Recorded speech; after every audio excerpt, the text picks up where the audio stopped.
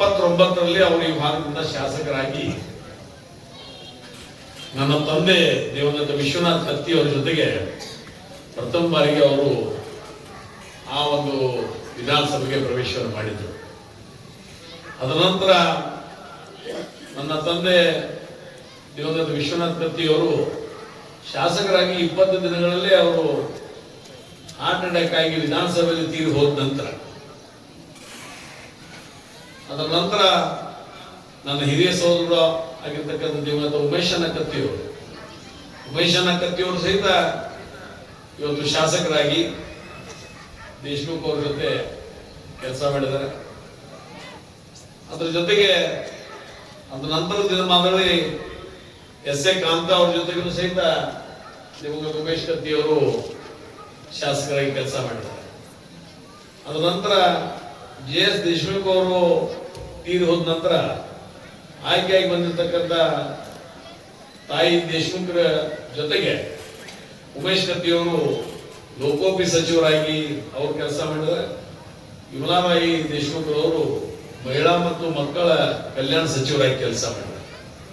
ಇವೆಲ್ಲವನ್ನು ಯಾಕೆ ಮೆಲುಕು ಹಾಕ್ತೀವಿ ಅಂತಂದ್ರೆ, ಕೈಯ ಬಾಯ ಸ್ವಚ್ಛದಂತ ಜನ ಇವತ್ತಿನ ದಿನಮಾನದಲ್ಲಿ ರಾಜಕಾರಣದಾಗ ಒಬ್ಬರು ಸಿಗುವಾರ ದೀಪ ಹಚ್ಚಿ ಹುಡುಕಾಡ್ಬೇಕು.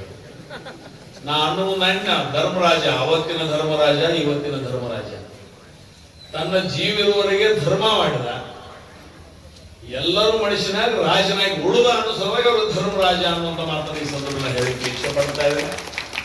ಯಾಕಂದ್ರೆ ಆ ಒಂದು ವಾರದ ಮಲ್ಲಪ್ಪನವರು, ಡೆಪ್ಯೂಟಿ ಚನ್ನಬಸಪ್ಪನವರು, ಶಿರಸಂಗಿ ಲಿಂಗರಾಜರು, ಆ ಒಂದು ಸಾಲಿನಲ್ಲಿ ಬರ್ತಕ್ಕಂಥವರು ಇವತ್ತಿನ ದಿವಸ ನಮ್ಮ ದೇಶಮುಖರು ಬಹಳ ಪ್ರಾಮಾಣಿಕವಾಗಿರ್ತಕ್ಕಂಥ ಸ್ವಚ್ಛ, ದಕ್ಷ ಮತ್ತು ಅವ್ರು ರಾಜಕಾರಣ ಮಾಡಿದ ನನಗೆ ಅನಿಸಿಲ್ಲ. ರಾಜಕಾರಣ ಮಾಡಿದಂತ ಎಂದು ಅನಿಸಿಲ್ಲ ನನಗೆ. ಅವರು ಸಮಾಜಕಾರಣ ಮಾಡಿದ್ದಾರೆ. ಎಲ್ಲರನ್ನೂ ಸಮಾನವಾಗಿ ನೋಡುವಂತ, ವಿರುದ್ಧ ಓಟ್ ಹಾಕಿದ್ರು ಅವ್ರನ್ನ ಕರೆದು ಮಾತಾಡಿಸುವಂತ ಒಂದು ವ್ಯವಸ್ಥೆ, ನನ್ನ ಬೆನ್ನ ಹತ್ತಿ ಓಟ್ ಹಾಕಿದ್ರು ಅವ್ರನ್ನ ಕರೆದು ಮಾತಾಡುವಂತ ಒಂದು ವ್ಯವಸ್ಥೆ ದೇಶಮುಖರಲ್ಲಿ. ರಾಜಕಾರಣ ಅಂತಂದ್ರೆ ಇವತ್ತು ಒಂದು ಪಕ್ಷಕ್ಕೆ ಅನುಗುಣವಾಗಿ ನಮ್ಮ ಪಾರ್ಟಿ ಅಷ್ಟೇ ಕೆಲಸ ಮಾಡೋದು, ಇನ್ನೊಂದು ಪಾರ್ಟಿ ತುಳಿದು. ಆದ್ರೆ ದೇಶಮುಖರಲ್ಲಿ ಆ ಭಾವನೆ ಇದ್ದಿರಲಿಲ್ಲ. ದೇಶಮುಖರು ರಾಜಕಾರಣ ಮಾಡಿದ್ರೆ ಸಮಾಜಕಾರಣ ಮಾಡಿದ್ರು. ಸಮಾಜಕಾರಣ ಮಾಡಿದ್ರೆ ಪರವಾಗಿದ್ದವ್ರು ಒಂದೇ ದೃಷ್ಟಿಯಿಂದ ನೋಡಿದ್ರು, ವಿರೋಧವಾಗಿ ಮತ ಹಾಕಿದ್ರು ಸಹಿತ ಅವರು ಒಂದೇ ದೃಷ್ಟಿಯಿಂದ ನೋಡುವ ಮುಖಾಂತರ ಇವತ್ತು ನಮ್ಮ ನಿಮ್ಮ ಮಠದಲ್ಲಿ ಇವತ್ತು ದಿವಸ ದೇಶಮುಖರು ಇವತ್ತು ಭೂಮಿ ಮ್ಯಾಗ ಇವತ್ತು ಅವ್ರು ಇಲ್ಲ. ಅವರ ಆದರ್ಶ, ಅವ್ರ ಆಚಾರ, ಅವ್ರ ವಿಚಾರ, ಅವ್ರ ಮಾರ್ಗದರ್ಶನ, ಅವ್ರ ದಾನ, ಧರ್ಮ, ಪರೋಪಕಾರ, ಪ್ರಾಮಾಣಿಕತೆ, ಇದು ಇವತ್ತು ದಿವಸ ನಮ್ಮೆಲ್ಲರಿಗೆ ಒಂದು ಮಾರ್ಗದರ್ಶನ ಒಂದು ರೂಪದಲ್ಲಿ ಇವತ್ತು ಅವ್ರ ಭೂಮಿ ಮ್ಯಾಗೆ ಅದಾರೆ ಅನ್ನುವಂತ ಭಾವನೆ ಇವತ್ತು ದಿವಸ ನಮ್ಮಲ್ಲಿ ಮೂಡಿ ಬರ್ತಾ ಇದೆ. ಈ ಮಾತನ್ನು ಯಾಕೆ ಹೇಳ್ತಾ ಇದ್ದೇನೆ ಅಂತಂದ್ರೆ, 1977ರಲ್ಲಿ ನಮ್ಮ ದೇಶದ ಪ್ರಧಾನಮಂತ್ರಿ ಆಗಿರ್ತಕ್ಕಂಥ ಮೊರಾರ್ಜಿ ದೇಸಾಯಿ ಒಂದು 2 ಸಲ ಅವ್ರಿಗೆ ಫೋನ್ ಮಾಡಿದ್ರು. ನನ್ನ ಮುಂದೆ ಹೇಳಿದ್ರು ಅವ್ರು, ನಾನು ಬೆಂಗಳೂರಿಗೆ ಹೋದಾಗ, ನಮ್ಮ ಅಣ್ಣನ ಹೋದಾಗ ಇವ್ರ ಮೇಲೆ ಒಂದು 2-3 ಸಲ ಭೇಟಿಯಾಗಿದ್ದೆ. ಅವಾಗ ಇವರು ಒಳ್ಳೆಯತನ ಒಂದು ಗಮನದಲ್ಲಿ ಇಟ್ಟುಕೊಂಡು, ದೇಶಮುಖರು ಅಂದ್ರೆ ಇವತ್ತು ದಿವಸ ರಾಮಕೃಷ್ಣ ಹೆಗಡೆ ಅವರ ಬಲಗೈ ಬಂದರು, ಅದ್ರ 2 ಮಾತಿಲ್ಲ. ದಿವಂಗತ ವಿಶ್ವನಾಥ್ ಕತ್ತಿಯವರು ಸಹಿತ ರಾಮಕೃಷ್ಣ ಹೆಗಡೆ ಅವರ ಬಲಗೈ ಬಂದರು. ಆದ್ರೆ ಆ ಒಂದು ಸಂದರ್ಭದಲ್ಲಿ ದೇಶಮುಖ್ ಅವರು ಒಂದು ವಿಷಯಕ್ಕೆ ನನ್ನ ಮುಂದೆ ಬಹಳ ಖೇದವನ್ನ ಮಾಡಿದರು. ಯಾಕಂದ್ರೆ 1985ರಲ್ಲಿ ಈ ಭಾಗದಿಂದ ಲೋಕಸಭೆಗೆ ರಾಮಕೃಷ್ಣ ಹೆಗಡೆ ಅವರನ್ನ ಸ್ಪರ್ಧೆ ಮಾಡಿದ್ರು. ಅದ್ರ ಬಗ್ಗೆ ಬಹಳ ಖೇದಿತ್ತು. Ramakrishna Hegde is not a person, is a asset of our country. Ramakrishna Hegde ಒಬ್ಬ ವ್ಯಕ್ತಿ ಅಲ್ಲ, ನಮ್ಮ ದೇಶದ ಒಂದು ಆಸ್ತಿ. ಅವನ ಆಯ್ಕೆ ಮಾಡಿ ನಾವು ಕೊಡಬೇಕಾಗಿತ್ತು. ಎಲ್ಲಿ ತಪ್ಪಿನಿ, ಹೆಂಗ್ ತಪ್ಪಿನಿ, ಯಾರಿಂದ ತಪ್ಪಾತು, ಕೆಲವಷ್ಟೇ ಮತಗಳಲ್ಲಿ ಅವರು ಸೋತ್ರು ಮತ್ತು ನನ್ನ ನಾಲಿಗೆ ಭರವಸೆ ಮೇಲೆ ಅವ್ರು ನಿಂತಿದ್ರು. ಅದೊಂದು ಖೇದ ಬಹಳ ಐತೆ ಅನ್ನೋ ಮಾತನ್ನ ನನ್ನ ಮುಂದೆ ಒಂದು 2-3 ಸಲ ನನ್ನ ಮುಂದೆ ಹಂಚ್ಕೊಂಡಿದ್ದೆ. ಯಾಕಂದ್ರೆ ಇವತ್ತು ರಾಮಕೃಷ್ಣ ಹೆಗಡೆ ಅವರು ಅವತ್ತಿನ ದಿನಮಾನಗಳಲ್ಲಿ ಆಯ್ಕೆಯಾಗಿ ಹೋಗಿದ್ರೆ ಬಹುಶಃ ನಮ್ಮ ದಕ್ಷಿಣ ಭಾರತದ ಇನ್ನೊಬ್ಬ ಪ್ರಧಾನಮಂತ್ರಿಯಾಗಿ ನಾವು ಕಾಣ್ತಿದ್ದೀವಿ ಅನ್ನೋ ಮಾತನ್ನ ಈ ಸಂದರ್ಭದಲ್ಲಿ ನಾವು ನೆನೆಸ್ಕೊಳ್ಬೇಕಾಗ್ತದೆ. ಅಂದ್ರೆ ಇವತ್ತು ನಮ್ಮ ಒಂದು ಸಣ್ಣ ತಪ್ಪು ಏನು ಮಾಡ್ತದೆ ಅನ್ನುವಂತ ಮಾತನ್ನ ಈ ಸಂದರ್ಭದಲ್ಲಿ ಹೇಳ್ತಾ ಇದ್ದೀರ. ಒಂದು ಮತದಾನದಾಗ ಏನು ಶಕ್ತಿ ಐತೆ ಅನ್ನೋದು ನಿಮಗೆ ಯಾರು ಗೊತ್ತಿಲ್ಲ. ಆವತ್ತಿನ ದಿನಮಾನಗಳಲ್ಲಿ ಆ ಲೋಕಸಭಾ ಮತಕ್ಷೇತ್ರದ ಜನ ದೇಶಮುಖ್ ಅವರ ಮಾರ್ಗದರ್ಶನದಲ್ಲಿ, ಹಿರಿಯರಾಗಿರ್ತಕ್ಕಂಥ ಕಾಂತಾ ಅವರ ಮಾರ್ಗದರ್ಶನದಲ್ಲಿ ರಾಮಕೃಷ್ಣ ಹೆಗಡೆ ಅವರನ್ನ ಲೋಕಸಭಾ ಸದಸ್ಯರಾಗಿ ಮಾಡಿದ್ರೆ ದೇಶದ ಚಿತ್ರಣವೇ ಬಂದಿರ್ತಿತ್ತು, 40 ವಾರದ ಚಿತ್ರಣವೂ ಬಂದಿರ್ತಿತ್ತು. ಇದನ್ನು ಬಹಳ ಹೆಮ್ಮೆಯಿಂದ ನಾನು ಹೇಳ್ತಾ ಇದ್ದೀನಿ. 40 ಪವಾಡಗಳನ್ನ ಮಾಡಿರ್ತಕ್ಕಂಥ ಈ 40 ವಾರದಲ್ಲಿ ಮತ್ತೊಂದು ಪವಾಡ ಆಗ್ತಿತ್ತು. ಆದ್ರೆ ಅದು ದೇಶಮುಖರು ಬಹಳ ಅದನ್ನ ನಡೆಸಿಕೊಂಡಿದ್ರು. ಅದರ ನಂತರ ಇದೀಗ ಅವರ ಧರ್ಮ ಪತ್ನಿಯವರು ಸಹಿತ ಆಯ್ಕೆಯಾಗಿ ಬಂದರು. ಜೆ.ಎಚ್. ಪಾಟೀಲ್ ಒಂದು ಮಂತ್ರಿ ಮಂಡಲದಲ್ಲಿ ಅವರು ಮಂತ್ರಿಗಳಾಗಿದ್ರು. ನನ್ನ ಹಿರಿಯ ಸೋದರಾಗಿರ್ತಕ್ಕಂಥ ಉಮೇಶ್ ಕತ್ತಿಯವರು ಸಹಿತ ಲೋಕೋಪಯೋಗಿ ಸಚಿವರಾಗಿ, ಅವರು ಮಕ್ಕಳ ಮತ್ತು ಮಹಿಳಾ ಸಚಿವರಾಗಿ ಕೆಲಸ ಮಾಡಿದರು. ಜನತಾ ಪರಿವಾರದ ಒಂದು ಕೊನೆಯ ಕೊಂಡಿ ಇವತ್ತು ದೇಶಮುಖರು ತನ್ನ ಶಾಸಕರು ಎಷ್ಟು ದಿವಸ ಇದ್ರು ಅವ್ರು ಯಾವ ಸರ್ಕಾರದ ಬತ್ತೆ, ಸರ್ಕಾರದ ಹೋಗುವುದು ಬರುವುದು ಏನೂ ತಗೊಳ್ಳದೆ ಸ್ವಚ್ಛವಾಗಿ ದಕ್ಷವಾಗಿ ಸಮಾಜ ಕಾರ್ಯ ಮುಖಾಂತರ ಎಲ್ಲರನ್ನ ಮನಸ್ಸನ್ನ ಗೆದ್ದಿರ್ತಕ್ಕಂಥ ದೇಶಮುಖರವರು ಒಬ್ಬ ಒಳ್ಳೆಯ ಕೃಷಿಕರಾಗಿದ್ರು ಅನ್ನೋದನ್ನ ದಯಮಾಡಿ ಯಾರು ಮರಿಬಾರ್ದು. ಇದೇ ನಾವು ಬಂದ ಕೂಡ ಶಂಕರ ಅವರು ಕೇಳಿದ್ ನಾವು 3 ಕಿಲೋಮೀಟರ್ ಮ್ಯಾಗ ಡ್ಯಾಮ್ ಐತಿ, ಮತ್ತೆ ಬರುವಂದ್ ರೋಡ್ ಎಲ್ಲ ಕುಲ್ಲಾಗದೈತಿ, ಹೊಲಗಳೆಲ್ಲ ಹಂಗ ಕುಲ್ಲಾಗದಾವ. ಯಾಕ ಕೇಳಿ ನಾನು, ಯಾಕಂದ್ರೆ ನಮಗೂ ಒಂದ್ ಸ್ವಲ್ಪ ಹೊಲಮನಿ ಲೆಕ್ಕ, ಯಾಕಂದ್ರೆ ಹೊಲಮನಿ ಮಾಡಿ ಅಂದ್ರೆ ಮಾತ್ರ ರೊಕ್ಕ ತಿನ್ನಾಕ ನಿಲ್ಲಾಕಬೇಕು. ಏನ್ ದಾದದ್ದು ತಿನ್ನೋದು, ಮುಂಜಾನೆ ಹೊರಬಂದಿವರು ಖುಷಿ ಬಿಡುದು, ಆ ಪತ್ರಕ್ಕಿಟ್ಟು ಈ ಪತ್ರಕ್ಕಿಟ್ಟು ಫೋನ್ ಮಾಡಕ್ಕಿಟ್ಟು ಬಂದು ಹೇಳಕ್ಕಿಟ್ಟು ರೇಟ್ ಅದಾವು. ಇಡ್ಲಿ ವಡಾ ಸಾಂಬಾರ್ ಹೆಂಗೆ ಹಂಗೆ ರೇಟು ಫಲಾವಣಿ ಮಾಡ್ಕೊಂಡು ನೀವು ರಾಜಕಾರಣ ಮಾಡ್ರಿ. ಯಾವ ಕುಣ್ಸಾಕ ಹೊತ್ತದಲ್ಲ, ಯಾವ ಹೊತ್ತದ ಅವಶ್ಯಕತೆ ಇಲ್ಲ, ಯಾವ ಕಡೆ ತಿನ್ನಾಕ ಅವಶ್ಯಕತೆ ಇಲ್ಲ, ಯಾವ ಕೊಡಾಕ ಅವಶ್ಯಕತೆ ಇಲ್ಲ. ಮತ್ತು ಮುಂಜಾನೆ ಅಂತ ಒಂದು ಪಾಯ್ದಾಮ ಒಂದು ನಿರ್ಷಟ್ಟು ಹಾಕಿ ರಾಜಕಾರಣ ಮಾಡಿದ್ರೆ ಸಂತಕ ಒಂದು 10 ಮಂದಿ ಹಾಕಬೇಕು. ಹಾಗೆ ರಾಜಕಾರಣ ನಡೆದಿಲ್ಲ ಈಗಿನ ಜಗತ್ತಿನ ರಾಜಕಾರಣ. ಆದ್ರೆ ದೇಶಮುಖರು ಅದಕ್ಕೆ ಹೊರತಾಗಿದ್ರು. ಮೊದಲ ಮುಂಜಾನೆಯ ಶೆಟ್ಟಿ ಒಬ್ಬಗ ನೋಡ್ಲಾರ್ದಂತ ದೊಡ್ಡ ಶೆಟ್ಟಿ, 16,000 ಎಕರೆ ಜಮೀನು, ಯಾರಿಗೆ ಕೃಷಿಯಲ್ಲಿ ಶೇತಿಯಾಗಿ ಯಾರಿಗೆ ಮನಸ್ಸೈತಿ, ಒಕ್ಕಲ್ತನರಿಗೆ ಯಾರಿಗೆ ಅನುಭವ ಐತಿ, ಕೃಷಿಯಲ್ಲಿ ಯಾರಿಗೆ ಮನಸ್ಸೈತಿ, ಅವ್ರ ಕರ್ಕಳದ ಮೇಲೆ ಹುಡುಗರು ಎಟ್ಟ, ಹೆಣ್ಣು ಎಟ್ಟ, ಹುಡುಗರು ಎಟ್ಟ, ಮಕ್ಕಳು ಎಟ್ಟ ಅಂತ ಹೇಳಿ 2 ಎಕರೆ 3 ಎಕರೆ 4 ಎಕರೆ 10 ಎಕರೆ ಕೊಡುವ ಮುಖಾಂತರ ದಾನಶೂರ್ನ ಕರ್ನ ನಂತರ ಕರ್ನಾಟಕದ ಯಾರಾದ್ರೂ ಒಬ್ಬ ಕರ್ನ ಇದ್ರೆ ಇವತ್ತು ದಿವಸ ದೇಶಮುಖರು ಅನ್ನುವಂತ ಮಾತನ್ನ ಹೇಳಿಕೆ ಬರ್ತಾ ಇದೆ. ಅದೇ ಓಟ್ ಹಾಕಂತೇಳಿ ದಾನ ಧರ್ಮ ಮಾಡಲಿಲ್ಲ. ನನ್ನ ಕಡೆ ಹೊಲ ಹೆಚ್ಚೈತಿ, ನನಗೆ ಒಬ್ಬಗ ನೋಡಕ್ ಆಗವತ್ತು. ನಿಮಗ್ ಮಾಹಿತಿ ಇದ್ದಾವ, ನನಗೆ ಮಾಹಿತಿ ಬಂದೈತಿ, ನಿನಗ ಒಕ್ಕಲ್ದಂತ ಶಾಣೆ ಆಗಿ ಕರೆ ಜಮೀನು, ಈ ಜಮೀನು ತಗೋ, 4 ಎಕರೆ ತಗೋ, ನಿನ್ನ ಮನೆಗೆ 8 ಬಂದಿದ್ದೆ, ಆ ಪ್ರಕಾರ 4 ಎಕರೆ ತಗೋ, 6 ಎಕರೆ ತಗೋ, 8 ಎಕರೆ ತಗೋ, 10 ಎಕರೆ ತಗೋ, ಜಿಯೋರ್ಜಿನೇದು ನೀನು ಬದುಕೋ ನನ್ನ ಬದುಕಾಕ್ ಬಿಡು ಅನ್ನುವಂತ ವಿಚಾರವಾದಿ ಇರ್ತಕ್ಕಂಥ ದೇಶಮುಖ ಇವತ್ತು ರಾಜಕಾರಣಿಗಳನ್ನ, ದೇಶಮುಖರಂತ ರಾಜಕಾರಣಿಗಳನ್ನ ಹುಡುಕಾಡೋ ಪ್ರಶ್ನೆ ಸಿಗುವುದಿಲ್ಲ ಅಂತಾರೆ. ಹುಡುಕಾಡಕ್ ಹೋದವ್ರು ನಾವು ಹೋಗ್ತಿರ್ತಾರೆ, ನಾವು ಹುಡುಕಾಡಕ್ ಹೋಗಿದ್ರು ಅದಕ್ಕೆ ಅಂತ ವ್ಯಕ್ತಿ ಸಿಗೋದಿಲ್ಲ. ಆದ್ರೆ ಅವ್ರು ಮಾಡಿರ್ತಕ್ಕಂಥ ಕಾರ್ಯದಿಂದ ಅವ್ರ ದೇಹ ಇವತ್ತು ನಿಮ್ಮ ಮಧ್ಯೆ ಇರ್ಲಿಕ್ಕಿಲ್ಲ. ಆದ್ರೆ ಅವ್ರು ಮಾಡಿರ್ತಕ್ಕಂಥ ಕಾರ್ಯಕ್ರಮ, ಆದರ್ಶ, ಆಚಾರ, ವಿಚಾರ, ಪ್ರಾಮಾಣಿಕತೆ, ಧರ್ಮ ಮಾಡೋದ್ರ ಮುಖಾಂತರ ಜನರ ಹೃದಯದಲ್ಲಿದ್ದಾರೆ. ಚುನಾವಣೆಗಳು ಇವತ್ತು ದಿವಸ ಉಮೇಶ್ ಕತ್ತಿಯವರು ಚುನಾವಣೆ ಗೆದ್ದ 9 ಸಲ. ಉಮೇಶ್ ಕತ್ತಿಯವರು ಹುಕ್ಕೇರಿ ಮತಕ್ಷೇತ್ರದಲ್ಲಿ ಚುನಾವಣೆ ನಿಂತ್ರೆ 9 ಸಲ ಬೇರೆ ಬೇರೆ ಪಾರ್ಟಿಯಿಂದ ಒಂದ ಪಾರ್ಟಿನೇ ಇಲ್ಲ.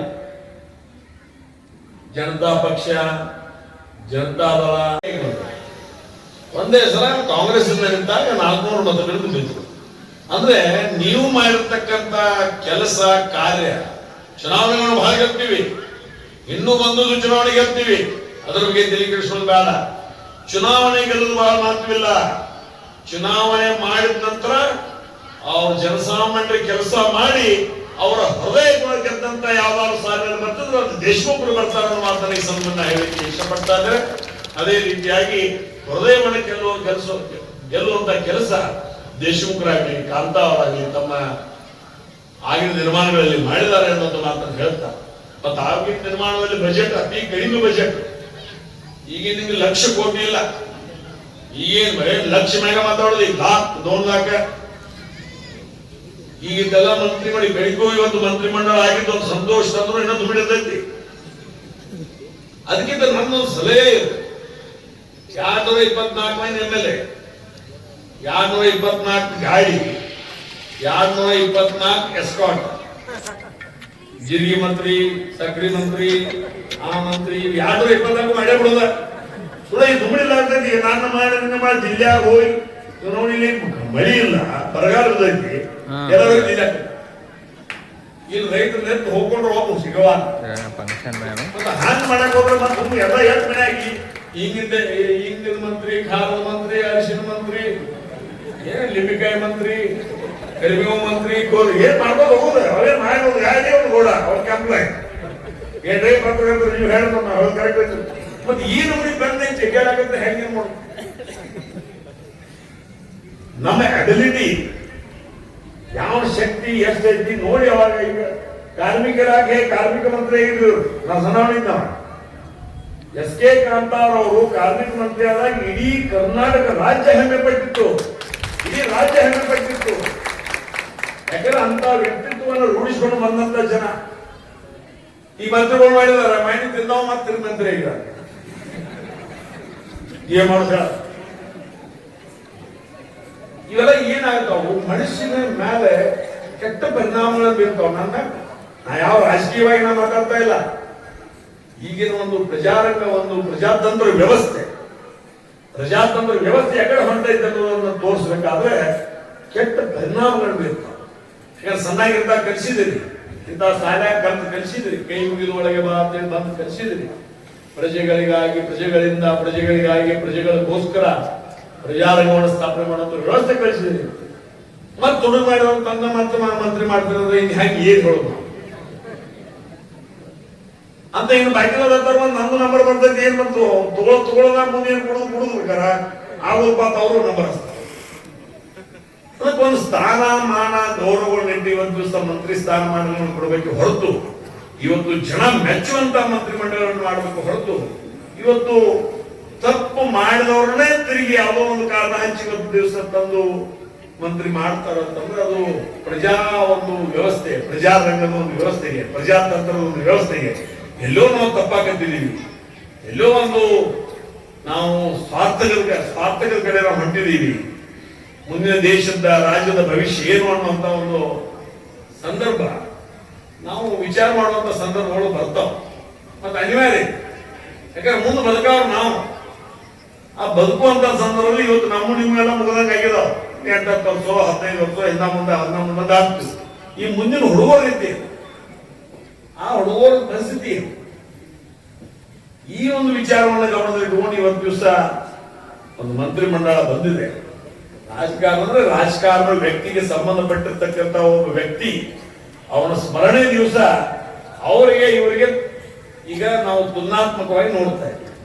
ದೇಶಮುಖರು ಕಾಂತಾ ಅವರು ಹೆಂಗಿದ್ರು, ಈಗಿನ ಮಂತ್ರಿಗಳು ಹೆಂಗ್ ಅದಾರ ಅನ್ನೋದನ್ನ ತೂಕ ಮಾಡಿ ನೋಡಿದಾಗ ನಮ್ಗೆ ಗೊತ್ತಾಗ. ರಾಮಕೃಷ್ಣ ಹೆಗಡೆ ಅವರು ರಾಜೀನಾಮೆ ಕೊಟ್ಟರು. ಬರೇ ಫೋನ್ ಕದ್ದಾಲಿಕೆ ಪ್ರಕರಣಕ್ಕೆ ರಾಮಕೃಷ್ಣ ಹೆಗಡೆ ಅವರು ರಾಜೀನಾಮೆ ಕೊಟ್ಟರು. ಅಂದ್ರೆ ಮನಸ್ಸು ಹೋಗ್ಲಿಲ್ಲ ಅವರು. ನನ್ನ ಮ್ಯಾಗ ಒಂದು ಆರೋಪ ಮಾಡಿದ್ದಾರೆ, ನೀ ಫೋನ್ ತಗೊಳ್ಲಿಕ್ಕೆ ಕೇಳಿದೆ ಅಂತ ಹೇಳಿ. ಆ ಆರೋಪವನ್ನು ತಗೊಂಡು ನಾನು ಮಂತ್ರಿಯಾಗಿ ಮುಂದುವರಿಯಾಗಿಲ್ಲ. ಅದಕ್ಕೆ ನಾನು ರಾಜೀನಾಮೆ ಕೊಡ್ಬೇಕಂದ್ರೆ ರಾಜೀನಾಮೆ ಕೊಟ್ಟು ಗೌರ್ಮೆಂಟ್ ಅನ್ನು ವಿಸರ್ಜನೆ ಮಾಡಿದ್ರು. ತಿರುಗಿ ಮತ್ತೆ ಅತಿ ಹೆಚ್ಚಿನ ಬಹುಮತದಿಂದ ಸರ್ಕಾರವನ್ನು ರಚನೆ ಮಾಡಿರ್ತಕ್ಕಂಥ ಶ್ರೇಯಸ್ಸು ರಾಮಕೃಷ್ಣ ಹೆಗಡೆ ಅಂತವ್ರಿಗೆ ಇವತ್ತು ಹೋಗ್ತದ ಅನ್ನೋ ಮಾತನ್ನ ಕೇಳಲಿಕ್ಕೆ ಇಚ್ಛೆ ಪಡ್ತಾ ಇದ್ದೀನಿ. ತುಡುಗು ನೋಡಿದ್ರೆ ಹೆಗಡೆ ಹುಡುಗರು ನೋಡ್ತಾರೆ ಮಕ್ಕಳಿಗೆ, ಅವ ಇಲ್ಲಿರ್ತ ತುಡುಗು ಅವ ಇಲ್ಲಿರ್ತ, ಇವ್ರು ತುಡುಗು ಬಂದ ನೋಡಿ ಹಿಂಗೆ ನೋಡ್ತಾರೆ. ಈಗ ಅಂದ್ರೆ ಇವರೇ ಇರ್ತಾರೆ. ಈ ವೈರಿಗಳನ್ನ ಯಾರು ವೈರಿಗಳನ್ನ ಹೊರಗಡೆ ಅಲೆ ಮಗನ ಮೆಚ್ಚುಗೆ ಅಂತ ಇವರೇ. ಇದೇ ಒಬ್ಬ ಹುಡುಗ ಬಂದು ಹೇಳ್ದ, ಸಹೋದರ ಮಿತ್ರರು ಬಂದು ಹೇಳಿದ್ರು, ದೇಶಮುಖ ಮಣ್ಣಿನ ಒಂದು ಗುಡಿ ಬರಬೇಕು ರಾಜಕಾರಣದಾಗ. ಯಾಕಂದ್ರ ಈ ರಾಜಕಾರಣದಲ್ಲಿ ಕೆಲವೊಂದು ವಿಚಾರಗಳು, ಇವತ್ತು ವಿಚಾರಗಳು ಜೀನ್ಸ್ ಮುಖಾಂತರ ಬರ್ತಾವ, ಅವು ವಂಶಾವಳಿ ಮುಖಾಂತರ ರಕ್ತದಲ್ಲಿ ಬಂದಿರ್ತದೆ. ಒಬ್ಬರಲ್ಲಿ ವೈದ್ಯ ತಿನ್ನು ರಕ್ತ ಇರ್ತದೆ, ಒಬ್ಬರ ವೈದ್ಯ ತಿನ್ನಬಾರದು ಅನ್ನೋ ರಕ್ತ ಇರ್ತದೆ. ಆ ತಿನ್ನಬಾರದು ಅನ್ನೋದು ದಾನ ಧರ್ಮ ಪ್ರಾಮಾಣಿಕತೆ, ತಿನ್ನಬಾರದು ಅನ್ನೋಂತ ಯಾವ್ದಾರ ರಕ್ತದ ಮಣಿತಾನ ಇದ್ರೆ ಅದು ದೇಶಮುಖ ಮಣಿತಾನ ಮಾತ್ರ ಸಹಿತ ಈ ಸಂದರ್ಭದಲ್ಲಿ ಹೇಳಿಕ್ಕೆ ಇಚ್ಛೆ ಪಡ್ತಾ ಇದ್ದಾರೆ. ಅಂತ ಮಣಿತನದವ್ರು ಒಬ್ಬರು ಬರ್ರಿ, ಮತ್ ನಿಮ್ಮಲ್ಲಿ ದುಡಿಯಾಕ ಕೊಡ್ಬೇಡ, ನಾನ್ ಟಿಕೆಟ್ ನಿನ್ ಟಿಕೆಟ್ ಯಾವ್ದು ದುಡಿ ಆಗಬಾರ್ದು. ಈ ಮೈನಲ್ಲಿ ಭಾಗ ಕೊಡೋ ಟಿಕೆಟ್ ತಗೊಳ್ಳೋ ದುಡಿಯಾಕ ತಗೊಂಡು ಎಲ್ಲರೂ ಕೂಡ. ಯಾಕಂದ್ರೆ ಜನ ನಿಮ್ಮನ್ನು ಬಯಸೈತಿ. ಜನ ಯಾಕೆ ಬಯಸೈತಿ? ದೇಶಮುಖರು ಮಾಡಿರ್ತಕ್ಕಂಥ ಕೆಲಸ, ಅವ್ರ ಧರ್ಮ ಭಕ್ತಿ ಮಾಡಿರ್ತಕ್ಕಂಥ ಕೆಲಸ, ಆ ಭಾಗದಲ್ಲಿ ಆ ಟೈಮ್ನಲ್ಲಿ ಆಗಿರ್ತಕ್ಕಂಥ ಒಂದು ಆಗಿನ ಟೈಮ್ನಲ್ಲಿ ಆಗಿರ್ತಕ್ಕಂಥ ಅಭಿವೃದ್ಧಿ ಕಾರ್ಯ, ಇವೆಲ್ಲಗಳನ್ನು ಗಮನದಲ್ಲಿ ಇಟ್ಕೊಂಡು ಇವತ್ತು ದೇಶಮುಖ ಮಂತ್ರಾಲಯ ಬರಬೇಕು ಅನ್ನೋದು ಅಭಿಪ್ರಾಯ ವ್ಯಕ್ತಪಡಿಸಿದ್ದಾರೆ. ಆ ಒಂದು ನಿಟ್ಟಿನಲ್ಲಿ ಆ ಮನೆತನದವರು ಸಹಿತ ಇದ್ರ ಬಗ್ಗೆ ಚಿಂತನೆ ಮಾಡುವ ಮುಖಾಂತರ ಬರುವಂತಹ ನಿರ್ಮಾಣಗಳಲ್ಲಿ GS ದೇಶಮುಖರ, ದಿವಂಗತ GS ದೇಶಮುಖ ಅವರ ಅಥವಾ ದಿವಂಗತ ಅವರ ಧರ್ಮ ಪತ್ನಿ ವಿಮಲಾತಾಯಿ ದೇಶಮುಖ ಅವರ ಸ್ಥಾನಮಾನಗಳನ್ನು ತುಂಬುವಂತ ಕೆಲಸ ನಿಮ್ಮ ಮನೆತನದಿಂದ ಆಗ್ಲಿ ಅನ್ನುವಂತ ಮಾತನ್ನು ಹೇಳ್ತಾ, ಇವತ್ತು ದಿವಸ ದೇಶಮುಖ ಅವರು 40 ವಾರದಾಗ ಎಷ್ಟು ಜನರ ಮನೆಯಾಗ ಫೋಟೋ ಅದಾವೋ ಅಷ್ಟೇ ಫೋಟೋಗಳು ಇಡೀ ಕರ್ನಾಟಕ ರಾಜ್ಯದಲ್ಲಿ ಜನತಾ ಪರಿವಾರದ ಜನರ ಮನೆಗಳಾಗ ಅದಾವನ್ನು ಮಾತ್ರ ಸಹಿತ ಈ ಸಭೆಯಲ್ಲಿ ಹೇಳಿಕ್ಕೆ ನಾನು ಇಚ್ಛೆ ಪಡ್ತಾ ಇದ್ದೇನೆ. ಅಂತ ಮಹಾನ್ ವ್ಯಕ್ತಿಯನ್ನ ನಾವು ತಿರುಗಿ ಪಡಿಬೇಕಾದ್ರೆ ಅದೇ ಮನೆತನ ಕೂಡಿ ಬರೋದು ಬಹಳ ಅವಶ್ಯ ಅನ್ನೋ ಮಾತನ್ನ ಎಲ್ಲರ ಒಮ್ಮತದ ಮನಸ್ಸಿದೆ, ಆ ಮನಸ್ಸಿಗೆ ಸ್ಪಂದನೆ ಮಾಡುವಂತ ಕೆಲಸ ನಾವು ಮಾಡ್ಬೇಕು ಅನ್ನುವಂತ ಮಾತನ್ನು ಹೇಳ್ತಾ, ಮತ್ತೆ ಆಗಿನ ನಿರ್ಮಾಣದ ದೇಶಮುಖರು ಕಾಂತಾರ ಅವರು ಇಲೆಕ್ಷನ್ ಮಾಡಿದಾರೆ, ಒಂದ 50,000 60,000 ಇಲೆಕ್ಷನ್ ಮಾಡಿದಾರೆ. ನಮ್ಮ ಅಪ್ಪನ ಇಲೆಕ್ಷನ್ ದಿವಂಗತ ವಿಶ್ವನಾಥ್ ಕಟ್ಟಿ ಇಲೆಕ್ಷನ್ 34,000 ಮಾಡಿದೆವು. 34,000. ಈಗ 34,000 ಒಂದು ಓಣಿ ಸಾಲುವುದಿಲ್ಲ, ಒಂದು ಓಣ್ಯಾಗ ಸಾಲುವುದಿಲ್ಲ. ಕಿಡಿಕಾಗಿಂದ ಕೈ ಬರ್ತಾವ, ಭಾಗದಾಗಿಂದ ಕೈ ಬರ್ತಾವ, ಹಂಚಿನಾಗಿಂದ ಕೈ ಬರ್ತಾವ, ಹಿಂದಿನ ಭಾಗದಾಗಿಂದ ಕೈ ಬರ್ತಾವ. ಅವ್ ಯಾವ ಕೊಡಾಕ್ ಹೋದ ಓಡಿ ಹೋಗ್ತಾ ಸುಲಭ ತಿರುಗಿ ಈ ನಮ್ಗೆ ಕೈ ಬಂದು ನನ್ನ ಜಗತ್ತಾರೆ ಇವರು ಅಂತ ಹೇಳಿ ಓಡಿ ಹೋಗ್ತಿದ್ದಾರೆ. ಅಂದ್ರೆ ಇವರು ಟೋಟಲ್ ಇಡೀ ಮತಕ್ಷೇತ್ರದ ಖರ್ಚು ಹೇಳ್ತಿತ್ತು. ಕಾಂತಾ ಅವರು 50,000 ರೂಪಾಯಿ ಮಾಡಿದ್ರು. ದೇಶಮುಖ ಸಾಹೇಬ್ರು ಅಂತ ರೊಕ್ಕ ಪಕ್ಕ ಅವಾಗ ಚಾರ್ಜ್ ಮ್ಯಾಗ ನಾಳೆ ಎಲೆಕ್ಷನ್ ಸಂಜೆ ಮುಂದೆ ಬೆಳೆದ ಒಂದು ಬುಡ ರಾಸೋದ ಚಾ 40,000 ಅದ ನಾನು ಮೊದಲನೇ ಎಲೆಕ್ಷನ್ 19,000, ಎರಡನೇ ಎಲೆಕ್ಷನ್ 40,000. ಮತ್ತೆ ಅವಾಗ ಭಾಳ ಅಂದ್ರೆ ಏನಿತ್ತು, ಒಂದು ಗುಡ ಹಸು ಒಬ್ರು ಯಾರ ಹಿರಿಯರು ಬರ್ತಿದ್ರು, ಊರಾಗಿ ಹಿರಿಯರ್ಲಕ್ಕ ಇಂಥ ಓಟ್ ಹಾಕಿರೋ ಮಾತು ಹೋಗಿದ್ರಿ. ಚಾ ಚುಮ್ಮರಿ ತಿನ್ನುದ, ಕೈ ಜಾಡಿಸೋದ, ಮುಂಜಾನೆ ಎದ್ದು ಓಟ್ ಹಾಕಿ ಬಂದಂತೆ ಹೇಳಿದ್ರು. ಇಂಥ ಮಂದಿ ಇವು ನಮ್ಗೆ ಈಗ ಎಲ್ಲ ಇಸ್ಕೋತಾರ. ಕಾಂಗ್ರೆಸ್ ಇಸ್ಕೋತಾರೆ, ಬಿಜೆಪಿನೂ ಇಸ್ಕೋತಾರೆ, JDS ಇಸ್ಕೋತಾರೆ, ಮುಸ್ಲಿಂ ಲೀಗು ಇಸ್ಕೋತಾರೆ, ಸ್ವತಂತ್ರ ನಿಂತ ಇಸ್ಕೋತಾರೆ. 5 ಮಂದಿ ಕಡೆ ಇಸ್ಕೊಂಡು ಹೋಗ್ಬೇಕು. ಅದು ಯಾವುದು ಏನು ಶಿವಾಯ. ಆದರೂ ಸಹಿತ ನಮ್ಮ ಜೀವ ಇರತಕ್ಕ ಈ ಪ್ರಾಮಾಣಿಕತೆ, ಧಾರ್ಮಿಕತೆ, ಈ ಒಂದು ವ್ಯವಸ್ಥೆ ಇವತ್ತು ನಿರ್ಮಾಣಗಳಲ್ಲಿ ಉಳಿಬೇಕು. ಉಳಿಲಿಲ್ಲ ದಯಮಾಡಿ ನಾನು ಹಿಡ್ಕೊಂಡು ಹೇಳ್ತೇನೆ, ಬರುವಂತ ನಿರ್ಮಾಣಗಳಲ್ಲಿ ಚಲೋ ಮಂದಿ ರಾಜಕಾರಣದಾಗ ಬರುವುದಿಲ್ಲ. ಮತ್ತೆ ಯಾವ ಪೀಳಿಗೆ ಒಯ್ದಿದ್ದಂದ್ರೆ ಅವ್ನು ತಂದು ನಿಲ್ಸೋದು, ಫಲಾಮಣಿ ಮಾಡ್ಕೊಂಡು ಹೋಗಲ್ಲ.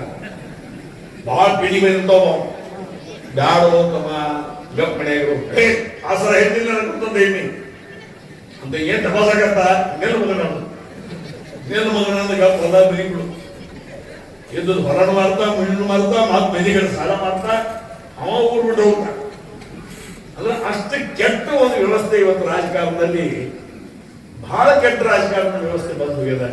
ಸಾಮಾನ್ಯ ಜನ ಬದುಕು ಉಸಿರಾಡುವಂತ ದಿನಮಾನ ಹೋಗಿದಾವ.